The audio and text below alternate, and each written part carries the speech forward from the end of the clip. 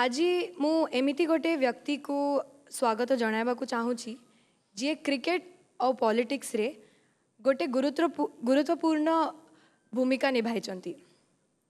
He may have retired from all forms of cricket, but his political innings started when the homeboy decided to run for 2019 general elections from his East Delhi constituency as BJP's candidate. Please welcome Gautam Gambhir. Welcome to Odisha. Thank you so much. So, I would like to start by asking you कि आपका sports से लेके politics का सफ़र कैसा रहा and आपने कैसे decide किया कि आपको अब पॉलिटिक्स करना है? ऐसा क्या था जो आपको इंस्पायर किया पॉलिटिक्स को चुनने के लिए? देखिए, पहले तो मैं आपको बताऊंगा मेरा स्पोर्ट्स का सफ़र कैसा रहा। मेरा स्पोर्ट्स का सफ़र बहुत अप एंड डाउन्स का रहा। जी, बहुत ज़्यादा क्रिटिसिज्म भी हुआ, लेकिन at the end of the day जब when I look back at things, मुझे लगता है कि when I was growing up तो मेरी एक ही ड्रीम थी to be part of the world cup winning team. और बहुत कम ऐसे खिलाड़ी हैं इस देश में जिनको ऐसा अवसर 2 बार मिला है कि वो 2 वर्ल्ड कप जीत सकें। देखिए, कंट्रीब्यूशन अलग बात है, कंट्रीब्यूशन तो आपका फ़र्ज़ है कंट्रीब्यूट करना, लेकिन जब आप किसी भी खिलाड़ी से पूछेंगे कि उसका असली मकसद क्या है, तो वो वर्ल्ड कप जीतना था। और 2007 से पहले तक मैं एक भी वर्ल्ड कप नहीं खेला था। अंडर 14 वर्ल्ड कप मिस किया, अंडर 19 वर्ल्ड कप मिस किया, 2003 वर्ल्ड कप मिस किया, 2007 वर्ल्ड कप मिस किया। जब 2007 वर्ल्ड कप मिस किया तो मुझे एक टाइम पे लगा जो मेरी चाइल्डहुड ड्रीम थी, जब मैं क्रिकेट खेल रहा था कि मेरे को वर्ल्ड कप खेलना है, तो मुझे लगा वो कभी भी फुलफ़िल नहीं होगी। बट उसके बाद जब 2007 सेम ईयर में T20 वर्ल्ड कप में खेलने का मौका मिला, तो देन स्टार्ट किया ज़ीरो बना के। तो पहला वर्ल्ड कप किसी भी सॉर्ट का और पहला मैच पाकिस्तान के अगेंस्ट जिसमें ज़ीरो बनाया। Then I thought that this script it can't be like this, it cannot be like this, because I waited for something like this for a very long time. तो ये नहीं हो सकता कि यहाँ पर ये स्क्रिप्ट यहाँ ख़त्म हो जाए। Then I obviously we became the world champions inaugural T20 world cup. उसके बाद इन 2011 एज वेल। बट बहुत अप्स एंड डाउन्स थे, बहुत ऐसा किसी भी क्रिकेटर के साथ नहीं होता कि जर्नी एक ही तरीके की जाए। बट वहाँ से जब आपने पॉलिटिक्स की बात करी, पॉलिटिक्स का मैं आपको बताऊंगा, मेरे घर में शायद मेरे फादर को लेके और कोई भी खुश नहीं था कि मैं पॉलिटिक्स ज्वाइन करूं, because I was always away from home, never lived with my parents a lot. Because मैं जब स्कूल में था तो मैं रणजी ट्रॉफी खेला, उसके बाद मैं NCA चला गया, 2 साल 6 महीने वहाँ रहा। तो and then obviously my wife obviously was not very happy because she wanted, I had a young family as well, so she thought ki I should stay at home, concentrate or probably help my dad in his business, commentary and all that stuff. But मैंने हमेशा एक चीज़ सोची है कि मैं कभी भी social media sensation बनना नहीं चाहता था, नेवर। कि मैं ये नहीं चाहता था कि मैं हर मुद्दे पे ट्वीट करूं और फिर अगले मुद्दे के बारे में सोचूं कि जब अगला मुद्दा आएगा देश का, फिर उसके बारे में ट्वीट करूं अपने AC काउच पे बैठ के। अगर आपको ज़िंदगी में कोई चीज़ चेंज करनी चाहते हैं अगर आप, तो आपको अपने कंफर्ट जोन से बाहर आना ही पड़ता है। तो वो एक डिसीजन था। When I spoke to my dad and he said you should, people like you should get into politics. लेकिन अगर आज 2 साल होने वाले हैं मई में, अगर आप मुझसे आज पूछेंगे, देयर हैज़ बीन डेज कि जब मुझे लगता है कि शायद ये ठीक निर्णय लिया मैंने या नहीं लिया। बट जब आप किसी की मदद करते हैं, जब आप एक्चुअली किसी की ज़िंदगी को टच करते हैं, तो वो बहुत सेटिस्फैक्ट्री चीज़ है, बहुत सेटिस्फैक्शन मिलती है उससे। लेकिन कई बार ऐसे भी दिन आते हैं जब आपको लगता है कि is it actually worth it. तो अगर आप ओवरऑल मुझसे पूछेंगे अभी 2 साल के पॉलिटिकल करियर में, तो आपसे अप्स एंड डाउन्स रहे हैं, कई बार फ्रस्ट्रेटिंग भी रहे, कई बार बहुत ज़्यादा सेटिस्फैक्ट्री भी रहे, क्योंकि यही एक ऐसी फील्ड है जहाँ पर आप एक्चुअली रियलिटी को देख सकते हैं, ज़मीन पे उतर के लोगों की ज़िंदगी को बदल सकते हैं। तो that was the only reason why I actually got into politics. So अभी तो इट्स जस्ट 2 इयर्स और इससे ज़्यादा मैं एलाबोरेट कर नहीं सकता था ये क्वेश्चन को। Very well said, very well said. Comfort zone से बाहर निकलना चाहिए। मैंने अक्सर ये सुना है आपके बारे में कि आप एक बहुत simple, sweet and kind person हैं, राइट? एंड इनफैक्ट मैंने एक इंटरव्यू में भी पढ़ा जो आपकी वाइफ ने दिया था कि ये एक क्वालिटी है जिसके लिए उनको आपसे प्यार हो गया। तो मैं पूछना चाहती हूँ, एक और आर्टिकल मैंने पढ़ा जहाँ पे मैंने देखा former chief selector Sandeep Patil, उन्होंने कहा था कि आपको इंडिया के टीम से ड्रॉप किया गया because of so called attitude problem. ये कौन से एटीट्यूड के बारे में बात कर रहे हैं एंड ये कैसे डील करते हैं आप इन सिचुएशन से? देखिए, जहाँ तक सिंप्लिसिटी की बात है, मेरे ना बहुत ज़्यादा डिज़ायर्स है नहीं और वो कंप्लेंट मेरे घर में सबको है मुझसे, मेरे डैड से लेके, मेरी मदर से लेके, मेरी वाइफ से लेके, क्योंकि मेरा आधा जो वार्डरोब है, 90% वार्डरोब सिर्फ H&M की टी शर्ट्स के साथ भरा हुआ है। और मैंने शादी से पहले my mother use to shop for me, शादी के बाद my wife shops for me. तो मैं अगर कभी शॉपिंग गया हूँ तो सिर्फ अपने बच्चों को लेके गया हूँ शॉपिंग। और जहाँ तक कि एटीट्यूड की बात है, देखिए जब कोई बंदा सच बोलता है उसके ज़्यादा दोस्त होते नहीं हैं। और मैंने ज़िंदगी में हमेशा एक चीज़, जब मैं बड़ा भी हो रहा था तो मैंने अपने आप से एक ही चीज़ प्रॉमिस किया था कि चाहे कुछ भी हो जाए, और उसका मेरे को खामियाजा भुगतना भी बहुत पड़ा है, चाहे वो क्रिकेट हो चाहे वो बाकी जगहों पे हो। सच बोलने की हिम्मत, जब आप किसी चीज़ को सच बोलने की हिम्मत रखते हैं तो फिर कई लोगों को वो एटीट्यूड लगता है। और अगर आप अपना डिसीजन, जब वो चेयरमैन थे, देखिए वो बहुत पुरानी बात है, जैसे मैंने आपको बोला कि आपको खामियाजा भुगतना पड़ा क्योंकि आप सच बोलने की आप में हिम्मत थी, तो मैं ड्रॉप भी हुआ जो मुझे ड्रॉप नहीं होना चाहिए था। लेकिन अगर आप अपने आप को डिफेंड करके दूसरे को आप ये बोलेंगे उनको एटीट्यूड प्रॉब्लम है, तो मैं यहाँ इतने सारे लोग बैठे हैं, किसी के भी एटीट्यूड के बारे में बात कर सकता हूँ। अगर एटीट्यूड प्रॉब्लम है तो उनको बाहर आके साफ करना चाहिए था कि किस तरीके की एटीट्यूड की प्रॉब्लम है। और देखिए एलिगेशंस तो लोगों पे लगती रहती हैं। मैंने हमेशा अपनी ज़िंदगी बहुत ब्लैक एंड वाइट तरीके से जी है, और हमेशा जीऊँगा भी ब्लैक एंड वाइट तरीके से। जो सच है वो बोलूँगा, जो गलत है उसके अगेंस्ट खड़ा होऊंगा। इस तरीके से मैं जीना चाहता हूँ। और अगर किसी को लगता है ये मेरा एटीट्यूड है तो फिर ये मेरा एटीट्यूड है, क्योंकि कई बार आपको हर व्यक्ति को डिफरेंट तरीके से डील करना ही पड़ता है। जी, बहुत सही।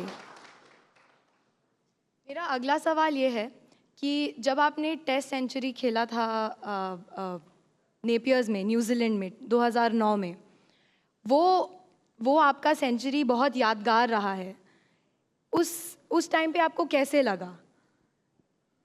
देखिए वो सेंचुरी मेरे से ना बहुत बार ये क्वेश्चन पूछा जाता है कि मेरे जो क्रिकेटिंग करियर की सबसे मेमोरेबल मोमेंट क्या है। मैं बहुत आसानी से कह सकता हूँ कि 2007 2011 वर्ल्ड कप का फाइनल। लेकिन मैं ना बहुत इम्पेशेंट बॉय हूँ, मतलब मेरे में पेशेंस नहीं है। और 2.5 दिन खेलना, क्योंकि वो मैंने कभी अपने आप से भी एक्सपेक्ट नहीं किया था कि मैं 2.5 दिन कभी बल्लेबाजी कर सकता हूँ, और वो भी न्यूजीलैंड में जाके, क्योंकि वो मेरा पहला न्यूजीलैंड का दौरा था। तो जब हमारे को फॉलो ऑन मिला और हमारे को 2.5 दिन खेलने थे टेस्ट मैच सेव करने के लिए, तो उसके बाद मुझे ये रियलाइज़ हुआ कि ये एक ह्यूमन माइंड क्या क्या चीज़ें अचीव कर सकता है, वो आप जब तक बीच में उतर के अपने आप को चैलेंज नहीं करेंगे तब तक आपको पता नहीं चलेगा। इसलिए वो बहुत स्पेशल था, क्योंकि 2.5 दिन किसी भी, अगर आप क्लब क्रिकेट की भी बात करेंगे, 2.5 दिन बल्लेबाजी करना बहुत मुश्किल है।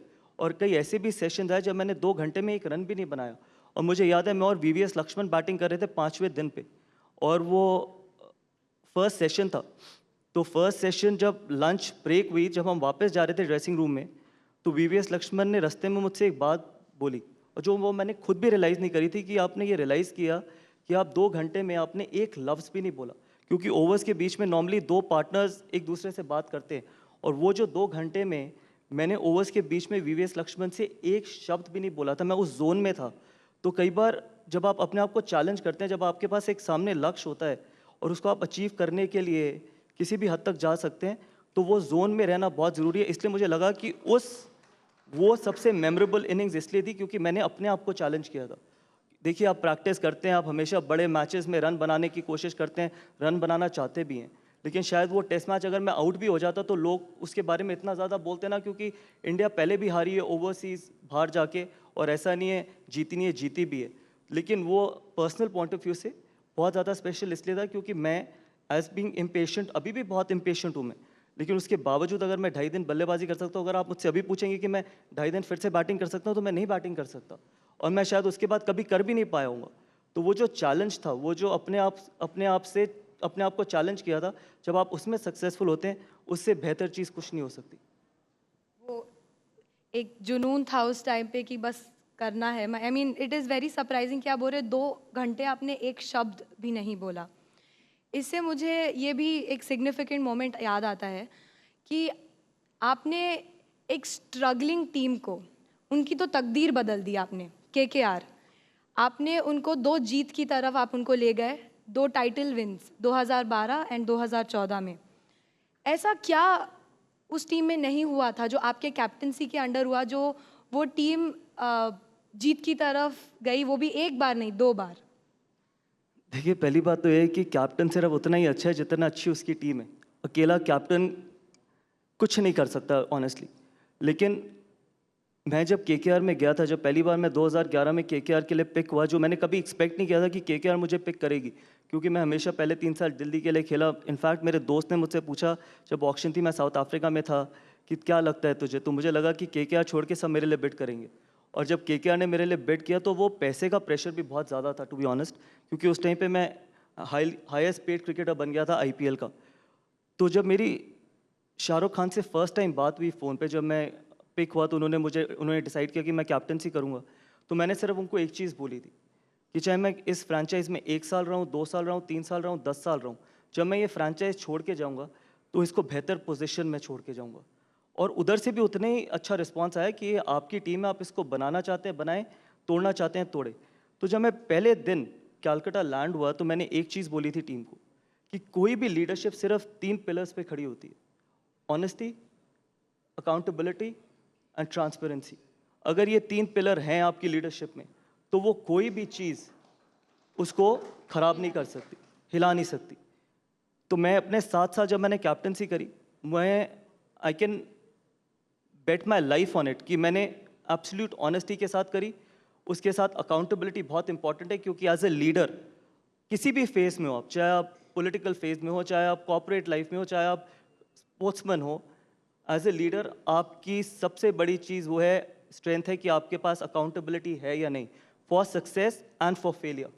देखिए, सक्सेस जब होता है तो सबको बहुत अच्छा लगता है कि क्रेडिट लेना, लेकिन एक असली लीडर की जो पहचान है कि जब आपके पास जब क्रिटिसिज्म हो रहा हो तो आप पीछे मत खड़े होइए, आप आगे जाके उसको फेस करिए, क्योंकि आपको अपनी टीम को डिफेंड करना बहुत ज़रूरी है। शायद जब आपको क्रेडिट मिले तो अपनी टीम को क्रेडिट दो, क्योंकि कप्तान उतना ही अच्छा है जितनी अच्छी उसकी टीम है, लेकिन जब क्रिटिसिज्म हो रहा हो तो आप पीछे रह के बंदूक नहीं चलाते, आप आगे रह के जो बुलेट है उसको फेस करते हैं। तो इसलिए accountability is very important, at the same time transparency, कि आप जितना ओपन फोरम रखेंगे, क्योंकि कई बार ऐसा भी हो, ऐसा नहीं हुआ कि 7 साल में लोगों ने, मेरे ही टीममेट्स ने मेरे को कुछ बोला ना हो, क्या वो मैं से हमेशा खुश रहे हों। 7 साल में कई लोगों को मैंने ना खुश भी किया होगा, लेकिन बहुत ओपन फोरम था कि जहाँ पर वो मुझसे डिस्कस कर सकते थे, वो मेरे पास आके, मेरे रूम में आके मुझसे बात कर सकते थे, क्योंकि जब 25 लोगों का स्क्वाड होता है तो आप सिर्फ 11 को ही खिला पाते हैं। तो जो वो 14 लोग होते हैं वो हमेशा सल्व करते हैं, क्योंकि हर व्यक्ति खेलना चाहता है। तो जब आप ट्रांसपेरेंसी रखेंगे, ऑनेस्टी रखेंगे और अकाउंटेबिलिटी रखेंगे, तो कहीं ना कहीं वो ये 3 कारण थे कि इसकी वजह से हम सक्सेसफुल हुए। और कप्तानी की वजह से नहीं, जब आप ये सारी चीज़ें ठीक करते रहते हैं तो ऑटोमेटिकली कप्तान एक सक्सेसफुल हो जाता है। और एक और चीज़, कैप्टन और लीडर में बहुत फ़र्क है। कैप्टनसी आप सिर्फ 3 घंटे करते हैं मैदान में, लीडर आप 24 घंटे बन सकते हैं। तो अगर आप लीडर बनेंगे तो कप्तानी बहुत ईजी हो जाती है, लेकिन अगर आप सिर्फ अपने आप को एज अ कैप्टन देखेंगे तो फिर आप कभी भी लीडर नहीं बन पाएंगे। That's very interesting. बहुत बहुत सीखने को तो मिला है मुझे। I think I will take this back to my work.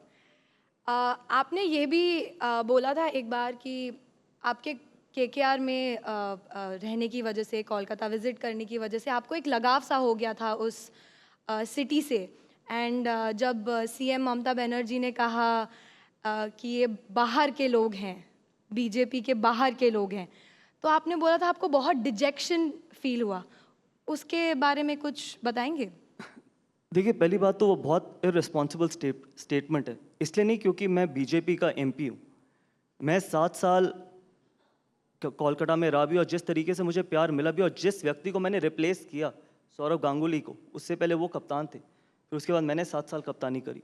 मुझे नहीं लगता कि पहले दिन से लेके आखिरी दिन जब तक मैं कोलकाता में था कि कभी ऐसा हुआ हो कि मुझे कभी बाहरी बोला गया हो। मुझे एक गेम याद है कि जहाँ पर सौरव पुणे वॉरियर्स के लिए खेल रहे थे और मैं केकेआर का था, और वो पुणे वॉरियर्स की कप्तानी कर रहे थे और मैं केकेआर की कप्तानी कर रहा था ईडन गार्डन्स में। और टेलीग्राफ में एक हेडलाइन आई थी, Kolkata will be divided again after independence. This is probably the first time Kolkata will be divided, because the son of Kolkata is captaining Pune and the adopted son of Kolkata is captaining KKR.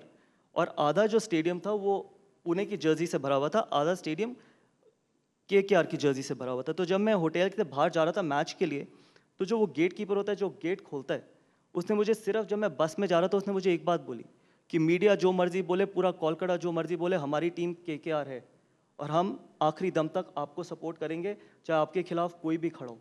तो वो जो एक statement थी, उससे ये मुझे पता चला कि मैं अडॉप्टेड नहीं, मैं actually I was the son of Kolkata for 7 years. तो अगर आप ये स्टेटमेंट देते हैं कि देखिए ये देश सबका है और इस देश में कोई भी कहीं भी जा सकता है, कोई भी कहीं पे कॉन्टेस्ट कर सकता है, सिर्फ ये बोलना कि आप बाहरी हैं, ये बाहरी पार्टी है, बहुत इरेस्पॉन्सिबल स्टेटमेंट है. ठीक है, आप मुद्दों पे लड़ाई लड़िए. अगर आपको इलेक्शन लड़ने हैं तो आप इश्यूज़ पे लड़िए ना. किसी को भारी कहना, वो भी अपने देश में, कहीं ना कहीं ये मुझे नहीं लगता कि ये ठीक स्टेटमेंट है.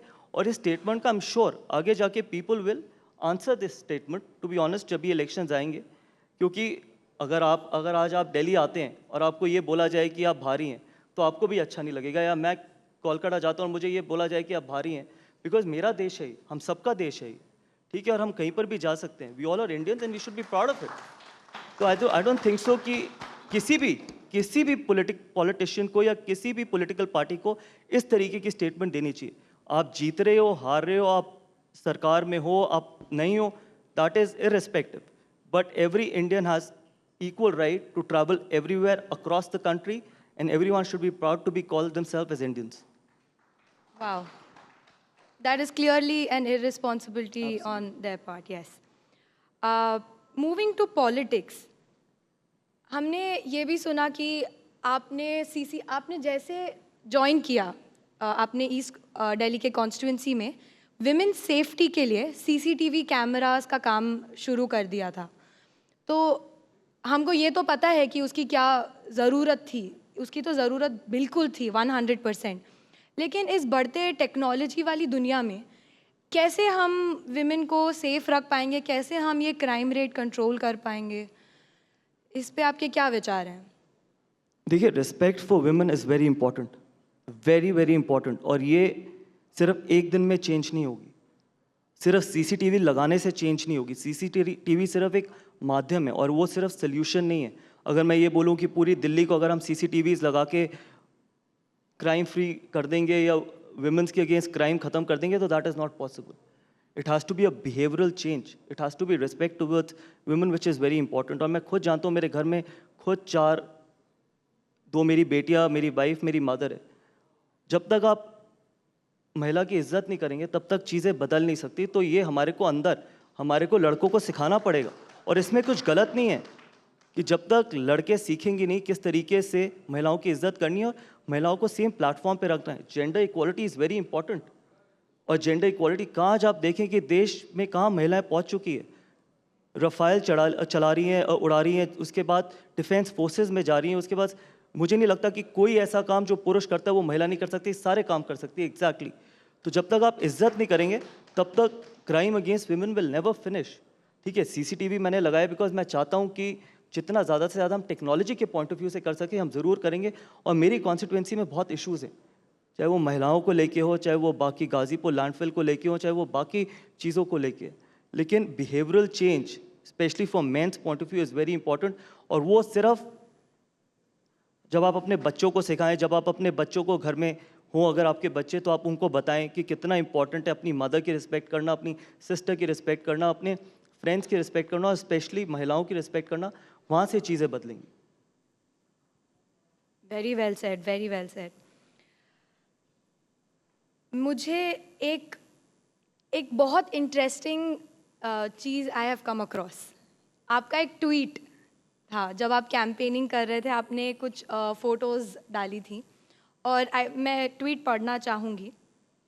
उस ट्वीट में लिखा था, विज्ञापन पर करोड़ों खर्चने से आपका चेहरा चमक सकता है मुख्यमंत्री जी, लोगों की तकदीर नहीं. ये बहुत पावरफुल स्टेटमेंट है. इसको थोड़ा एलैबोरेट कीजिए, समझाइए हमें कि मतलब वो स्टेटमेंट, वो एक लाइन पढ़ के, वो जो कैप्शन पढ़ के, मतलब मेरा एकदम माइंड चेंज हो गया कि आप कहाँ से आ रहे हैं, आप किस साइड से ही मतलब ये थॉट लेके आ रहे हैं. जब आपने मुझसे पहला सवाल किया था ना कि मैंने पॉलिटिक्स क्यों ज्वाइन करी, तो मैंने आपको तीसरा आंसर देना भूल गया कि मैं उसको अब आपको एलाबरेट करता हूँ. जब अरविंद केजरीवाल जी पॉलिटिक्स में आए थे ना, तो मैं उस टाइम पे क्रिकेट खेल रहा था. और मेरे घर में जब ये डिबेट हुई थी कि चलो एक ऐसा व्यक्ति आ रहा है जो नॉन पॉलिटिकल है, जो दिल्ली को बेहतर कर सकेगा, जिसने ऐसे वायदे किए हैं जिसके लिए दिल्ली बेहतर हो पाएगी कि हम 100 स्कूल, 100 नए कॉलेजेस, 100 नए हॉस्पिटल्स, 100 कम्युनिटी किचन्स खोलेंगे. मेरी इनफैक्ट मदर ने मुझे बोला कि आई विल वोट फॉर आम आदमी पार्टी। और I asked her why. She said कि एक नॉन पॉलिटिकल आदमी एक ऑप्शन मिल रही है apart from BJP and Congress, और we should give him a chance. There is nothing wrong in giving someone new a chance. I said fair enough, that's your call, please take it, आपकी मर्जी है, you have all the right to do it. तो she said I am gonna vote for him. ठीक है। Over a period of time मैंने एक चीज़ realise करी है, जैसे मेरे को 2 ही साल हुए हैं राजनीति में। आप कभी भी, सबसे ख़राब चीज़ राजनीति में है कि अगर आप झूठे वायदे करके और लोगों के इमोशन से खेल के सत्ता हासिल करते हैं। और शायद दिल्ली में एक ऐसे व्यक्ति की ज़रूरत है, वो कोई भी हो और वो कैसा भी हो, जिसको कुर्सी से प्यार ना हो, क्योंकि ये कुर्सी किसी का बर्थ राइट नहीं है। जिस दिन आपको कुर्सी से प्यार हो गया, उस दिन आप कॉम्प्रोमाइज़ करना शुरू कर देंगे। जिस दिन आपके पास ये एबिलिटी हो कि मैं ये कुर्सी जब चाहूँ छोड़ सकता हूँ, I can let go of this, वो व्यक्ति दिल्ली का भला कर सकेगा। शायद मुख्यमंत्री जी जब आए थे और उन्होंने दिल्ली को लंदन, पेरिस, न्यूयॉर्क बनाने की कोशिश करी थी, जब मैंने अपना कैंपेन किया था तो मैंने एक ही चीज़ बोली थी, हम दिल्ली को लंदन, पेरिस और न्यूयॉर्क नहीं बनाएंगे, हम दिल्ली को सिर्फ दिल्ली बनाएंगे, जहाँ दिल्ली में लोग खुशी से रह सके, साफ़ पानी पी सके और साफ हवा में सांस ले सके, और जहाँ पर बच्चे जाके खेल सके आराम से। ये सब झूठ है। मैं आज भी कहता हूँ, कोई अगर दिल्ली की जनता को ये बोले कि वो लंदन और पेरिस बनाएंगे दिल्ली को, दिल्ली कभी लंदन पेरिस नहीं बन सकती। It is impossible. ये सिर्फ आपको बहकाया जा रहा है। 100 नए स्कूल, 100 नए कॉलेजेस खोलना, ये झूठ था। अगर मीडिया उनसे सवाल नहीं पूछती, इसका मतलब ये नहीं है कि आगे जाके जनता भी सवाल नहीं पूछेगी।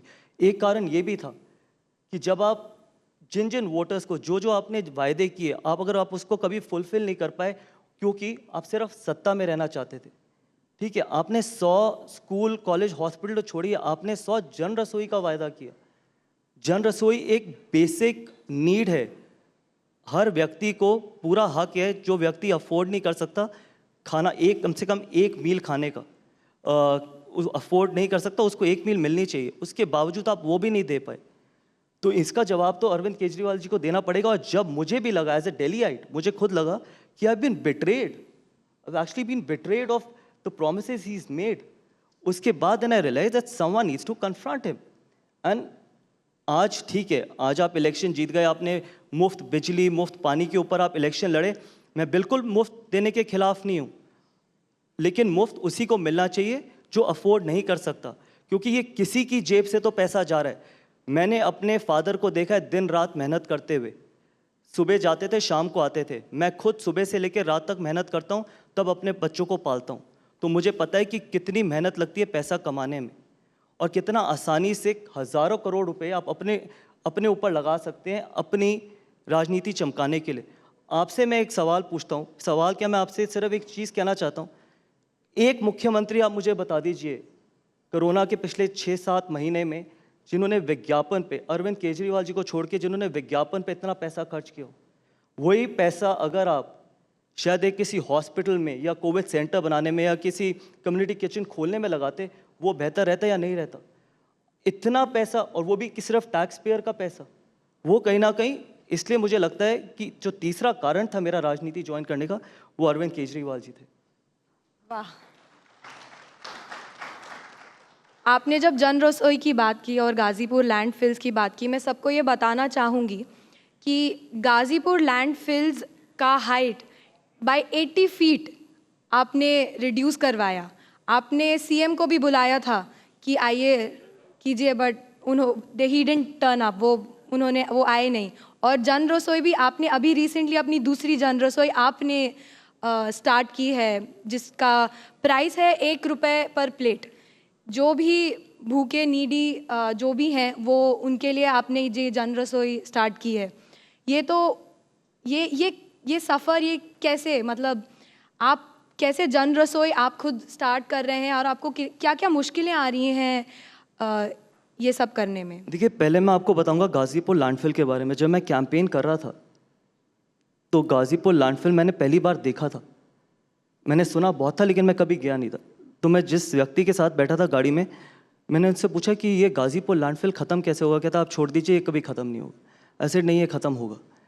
जब मैं कैंपेन करने एक किसी एक घर में गया तो वहाँ पर महिला और बच्चा, एक उनका छोटा बच्चा था, तो महिला ने मुझे अपनी बालकनी में लेके गई। उन्होंने कहा आप यहाँ पर खड़े होइए 5 मिनट। मैं 5 मिनट खड़ा नहीं हो पाया, इट वॉज स्टिंकिंग।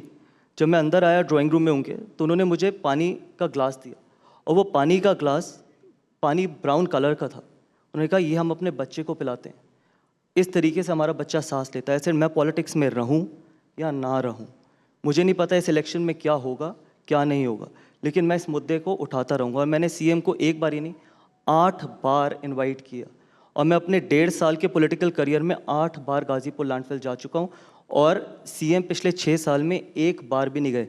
वो कूड़ा सिर्फ भारतीय जनता पार्टी का नहीं है, वो कूड़ा सिर्फ किसी एक पार्टी का नहीं है।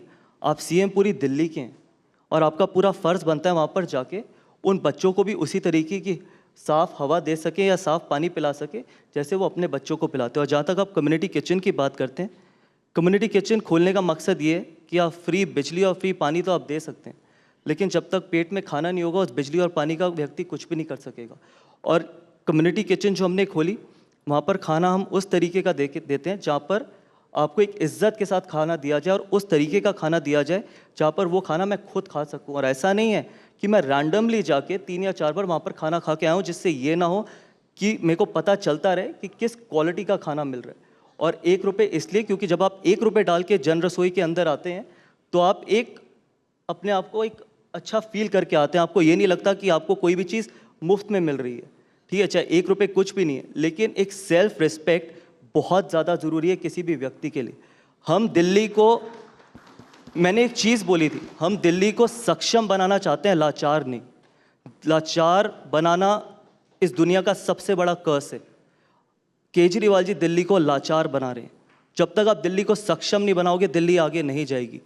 ये इशू था मेरा। जब मैंने दिल्ली चुनाव में कैंपेन भी किया, तब भी मैंने ये बोला कि मैं फ्री के खिलाफ नहीं हूँ, लेकिन फ्री चीज़ें सिर्फ उनके पास जानी चाहिए जो अफोर्ड नहीं कर सकते। हम जेंडर इक्वालिटी की बात करते हैं, आपने महिलाओं के लिए फ्री बस सर्विस दी। आप मुझे बताइए, कई ऐसी महिलाएं हैं जो पुरुषों से ज़्यादा अर्न कर रही हैं। आप अगर छोटे बच्चों को फ्री देते जो स्कूल जाते हैं, मैं बिल्कुल उसका सपोर्ट करता। मैं ये कहता कि हाँ, क्योंकि वो आपके वोटर नहीं हैं, वो डिज़र्व करते हैं। आप स्कूल फ्री में भेजिए ना बच्चों को, उनको इंकरेज करिए कि उनके, वो भी तो एक तरीके की आप उनकी मदद कर रहे हैं, उनकी फैमिली की मदद कर रहे हैं। आपने महिलाओं को इसलिए फ्री में दी क्योंकि वो आपका वोट बैंक बन सके। इस वोट बैंक की राजनीति को ख़त्म होना पड़ेगा अगर इस देश को आगे जाना है या किसी भी स्टेट को आगे जाना है। हर चीज़ इलेक्शन के नज़र से नहीं देखी जा सकती। कई चीज़ें आपको ह्यूमैनिटेरियन ग्राउंड पे भी करनी बहुत ज़रूरी है, और अपने वोट बैंक को हटा के भी करने की बहुत ज़रूरत है। इसलिए जब हमने फ्री की बात करी तो मैंने यही चीज़ बोली, बच्चों को देनी चाहिए थी फ्री बस सर्विस, महिलाओं को नहीं। जेंडर इक्वालिटी का ध्यान रखना बहुत ज़रूरी है। बाकी वो उनकी मर्ज़ी है, वो इलेक्शन ज़रूर जीतें, लेकिन ये चीज़ मैं आपको हमेशा कहूँगा कि हर स्टेप पे हम उनको कन्फ्रंट करेंगे। आज मीडिया उनसे सवाल नहीं पूछती, वो आते हैं अपनी बाइट दे के चले जाते हैं, लेकिन एक ना एक दिन जनता उनसे सवाल ज़रूर पूछेगी। Can we have a big round of applause for the amazing leader Gautam Gambhir? Favorable, good, or it's a responsibility? What do you suggest? Thank you. People should come into politics, and good people should come into politics. And politics, it really depends why you want to get into politics. See, politics, a lot of times you must have heard this, कि politics is a very dirty field. Good people should not get into politics. Politics is about giving it back, not taking something from the public. So ये हमने ना ये जो हमने नाम डाल दिए, politics is very dirty, अच्छे लोगों को नहीं आना चाहिए। जब तक लोग अच्छे नहीं आएंगे तब तक ये देश नहीं बदलेगा। मैंने एक लाइन सीखी थी जब मैं बड़ा हो रहा था, I don't know whether I can actually से इट, कि बारिश की पहली बूंद को तपती हुई ज़मीन पे गिर के फना होना ही पड़ता है। तो जब तक आप आएंगे नहीं पॉलिटिक्स में, तब तक आप इस देश को नहीं बदल पाएंगे। और देने के नज़रिए से आए, लेने के नहीं, ठीक है, ये सच्चाई है। अगर आप देना चाहेंगे, उससे बड़ी सेटिस्फैक्शन इस दुनिया में कुछ भी नहीं है। आप अगर करोड़ों रुपए कमा भी लेंगे ना, लेकिन अगर आपको किसी को देने की हिम्मत ना हो तो वो सेटिस्फैक्शन आपको नहीं मिलेगी। तभी मैंने जब बोला था कि कई ऐसे दिन होते हैं जब पॉलिटिक्स में जब बहुत फ्रस्ट्रेटिंग है, लेकिन कई ऐसे भी दिन होते हैं बहुत जिसमें सेटिस्फैक्शन मिलती है। जब मैं कम्युनिटी किचन जाता हूँ, जब मैं वो बच्चों को वहाँ पर खाना खाते हुए देखता हूँ, तो वो जो सेटिस्फैक्शन है ना, उससे बेटर सेटिस्फैक्शन शायद 2 वर्ल्ड कप जीतने में भी नहीं है। जब आप गाजीपुर लैंडफिल को नीचे ख़त्म होता हुआ देखेंगे ना, जब भी वो ख़त्म होगा, मैं कोई टाइमलाइन नहीं दे रहा कि जब भी वो जिस दिन ख़त्म होगा, शायद वो मेरी ज़िंदगी की सबसे बड़ी अचीवमेंट होगी, क्योंकि मैंने एक लेडी को प्रॉमिस किया था अपने कैंपेन में कि ये गाज़ीपुर लैंडफिल ख़त्म होगा, क्योंकि मैं अपने बच्चों को air purifiers, RO, mineral water पिला सकता हूँ और पीते भी हैं और साफ़ हवा में रहते भी हैं। लेकिन मेरा फ़र्ज़ बनता है उस बच्चे के लिए जो वो वहाँ पर रहता है गाज़ीपुर लैंडफिल के पास में, कि उसको भी उसी तरीके का पानी मिल सके, उसी तरीके की हवा में वो सांस ले सके। तो जिस दिन वो ख़त्म होगा, प्रॉब्ली अगर मैं उसके बाद पॉलिटिक्स छोड़ भी दूंगा, that will be my biggest achievement in my life, not in my career. Hello Gautam ji, नमस्कार। Hi, my name is Devashish, I am an actor. मैं आपसे ये जानना चाहता हूँ कि सबसे पहले तो आप एक क्रिकेटर हैं and you are the one of the finest cricketer I have seen in my life. अभी हाल ही के दिन में you are become a very good politician, but मेरा मुद्दा ये है, मैं ये जानना चाहता हूँ आपसे कि क्रिकेट के लिए आप क्या कर रहे हैं? क्योंकि सबसे पहले गौतम गंभीर को जो सारे देश में लोग जानते हैं, मैं जैसे जानता हूं कि आज एक क्रिकेटर, आपसे ज़्यादा बेहतरीन बैट्समैन शायद मैंने कहीं देखा है। आज की तारीख में अगर मैं वर्ल्ड कप की बात, 2011 वर्ल्ड कप की बात याद रखूंगा, तो मैं ये सोचूंगा कि अगर वो इनिंग्स आप नहीं खेलते तो शायद इंडिया वर्ल्ड कप नहीं ले पाता। अभी आप पॉलिटिशियन बन चुके हैं, आप देश के लिए कुछ करना चाहते हैं, लेकिन क्रिकेट जो सब आपके खून में भी अभी भी होगा, उसके लिए आप क्या करना चाहते हैं या क्या कर रहे हैं? देखिए, पहली बात तो ये है कि अगर मैं वो इनिंग नहीं खेलता तो कोई और खेलता, क्योंकि भारत वो वर्ल्ड कप ज़रूर जीतता। तो ऐसा नहीं है कि मैंने खेली, मेरे को सिर्फ एक वो अपॉर्चुनिटी मिली। और बहुत बार ये सवाल पूछा गया कि जब सचिन और सहवाग आउट हुए तो आपके दिल में क्या या आपके दिमाग में क्या चल रहा था, तो मैं एक ही चीज़ बोला था कि वर्ल्ड कप जीतना दिमाग में चल रहा था। शायद अगर मैं नहीं होता तो युवराज सिंह खेलता या कोई और खेलता, कोई ना कोई तो खेलता, क्योंकि वर्ल्ड कप जीतना हमारा मकसद था। और बहुत लोगों ने ये सवाल मुझसे पूछा कि क्या आप भी सचिन तेंदुलकर के लिए जीतना चाहते थे वर्ल्ड कप? और मैंने पहले दिन से जवाब दिया, नहीं, मैं भारत के लिए जीतना चाहता था, किसी इंडिविजुअल के लिए नहीं। क्योंकि 100 करोड़ हिंदुस्तानी हमेशा एक व्यक्ति से ज़्यादा बड़े होंगे। उसके अलावा मैं क्रिकेट के लिए क्या कर रहा हूँ? ऑनेस्टली मैं क्रिकेट के लिए कुछ भी नहीं कर रहा। जब से मैं रिटायर हुआ, जब से मैं रिटायर हुआ मैंने बैट को हाथ भी नहीं लगाया। मेरे जो दोस्त हैं जो नॉन क्रिकेटर्स हैं, वो मुझसे ज़्यादा बैट को हाथ लगाते हैं, क्योंकि जो मेरे पास ऊपर रिस्पॉन्सिबिलिटी है अभी ईस्ट दिल्ली की, उसमें बहुत चैलेंजेस हैं। और शायद मेरे पास इतना भी समय नहीं होता कि मैं ये सोच सकूं कि क्रिकेट में क्या हो रहा है। ऑब्वियसली मैं मैच ज़रूर देखता हूँ, ऑब्वियसली मैं स्कोर ज़रूर फॉलो करता हूँ, लेकिन मैं बिल्कुल सच बोलना चाहता हूँ कि मैंने 2 साल से क्रिकेट में किसी भी तरीके की कोई कंट्रीब्यूशन नहीं करी है। सिर्फ इतनी कोशिश करी है कि अपने जो कॉन्स्टिट्यूएंसी में जो स्पोर्ट्स कॉम्प्लेक्सेस हैं, वहाँ पर बच्चों को बेहतर इंफ्रास्ट्रक्चर मिल सके। अभी हम अपनी कॉन्स्टिट्यूएंसी में इनफैक्ट स्टेडियम इनॉग्रेट करने जा रहे हैं यमुना स्पोर्ट्स कॉम्प्लेक्स में, जो एक वर्ल्ड क्लास स्टेडियम होगा, जहाँ पर हमने फ्लड लाइट्स लगवाई हैं, हर तरीके से सारी फैसिलिटीज़ है जो एक इंटरनेशनल स्टैंडर्ड की होनी चाहिए, एक्सेप्ट स्टैंड्स के, क्योंकि वहाँ पर ऑब्वियसली सोसाइटीज़ आसपास है। तो मैं सिर्फ बच्चों को बेहतर इंफ्रास्ट्रक्चर दे सकता हूँ कि जहाँ पर वो जाके अपनी ड्रीम्स को फुलफिल कर सके। मेरे को भी शायद ऐसा कभी कोई इंफ्रास्ट्रक्चर मिला होगा, इसलिए मैं I could achieve what I could achieve. But इससे ज़्यादा मैं क्रिकेट में मेरा और कोई कंट्रीब्यूशन नहीं है, और मुझे लगता भी नहीं है टू बी ऑनेस्ट कि आगे जाके कोई कंट्रीब्यूशन होगा, क्योंकि 40 लाख लोगों की जिम्मेदारी मेरे सर पे है और मेरे कंधे पे है। अगर मैं उनको उस जिम्मेदारी को पूरा कर सकूं, वो ज़्यादा इंपॉर्टेंट है रादर देन कि मैं क्रिकेट में क्या करूं। क्रिकेट में बहुत लोग हैं उनकी टेक केयर करने के लिए। Thank you sir, thank you.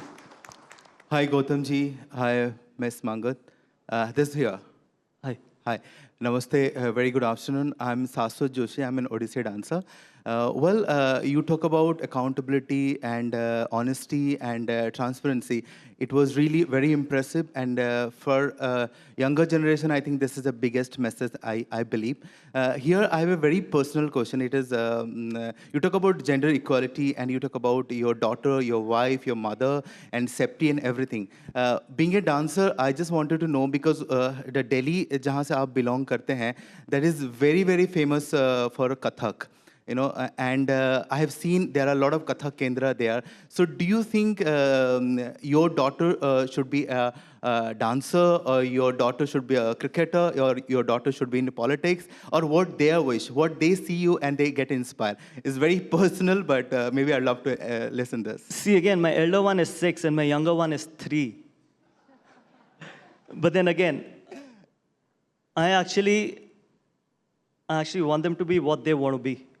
I don't want to force anything on them because no one forced. Actually, I always wanted to be. My only regret in life is that I couldn't go into the army. That is my first love. That will still remain my first love till I live. Because there are very few people in this world who get the opportunity to live for the tricolor and probably die for it as well. So I couldn't join the army is my biggest regret, and that will always remain. Reason because I was probably destined to. लेकिन मैं अपने बच्चों में I was never forced to get into anything. I will never force my daughters to get into anything. How I can inspire them is try and be as good a human being as I can be.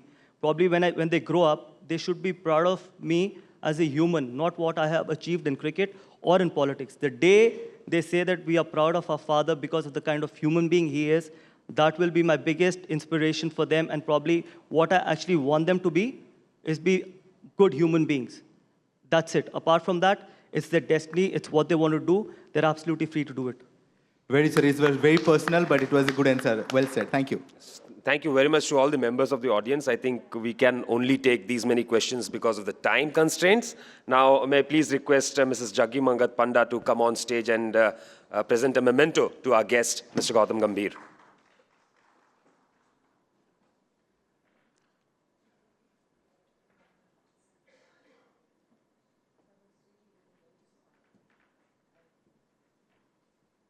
And while we present the memento, when Gautam talked about being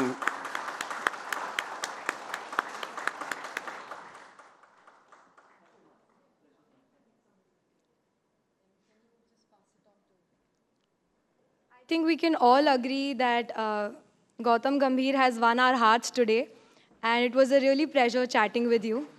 Hope to see you soon. Yeah, thank you. Thank you very Nisha. much.